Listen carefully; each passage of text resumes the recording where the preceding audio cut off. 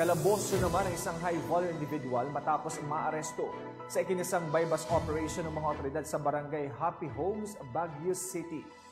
Tinutukan niya ni Patrolwoman Jomalyn Cacandindin. Timbog ang isang high-value individual sa ikinasang bypass operation ng otoridad sa barangay Happy Homes, Baguio City nito lamang ika-7 araw ng Marso, taong kasalukuyan.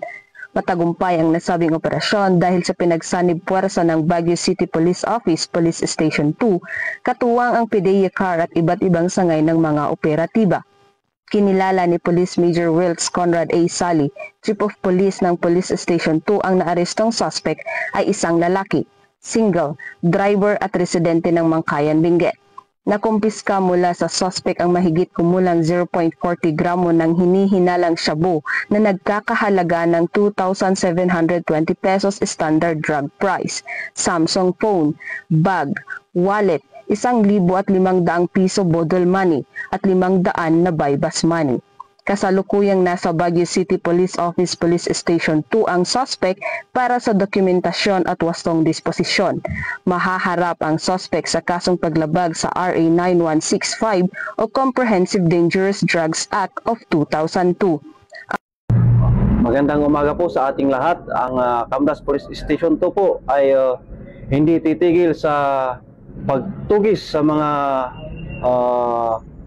drug pushers, no, yung mga nagbibenta ng mga drugs para hindi masira ang mga kinabukasan ng mga bata. Kasi ang mga target ng mga ito is yung mga bata, no, kanilang pinagbibintahan.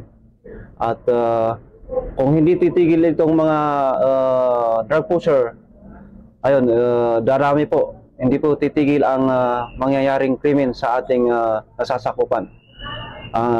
Kaya ang Camdas Police Station 2 ay hindi titigil, magsasagawa ng checkpoint para mahuli natin yung mga nagbibenta ng mga illegal na droga sa ating nasasakupan.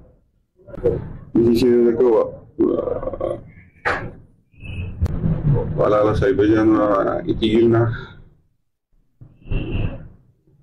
Wala na mapapala. Mula dito sa home of the most disciplined cops, ako ang inyong PNN correspondent, Patrolwoman Jomalyn Cacandindin, alagad ng batas, tagataguyod ng Balitang Pulis. Maraming salamat, Patrolwoman Cacandindin.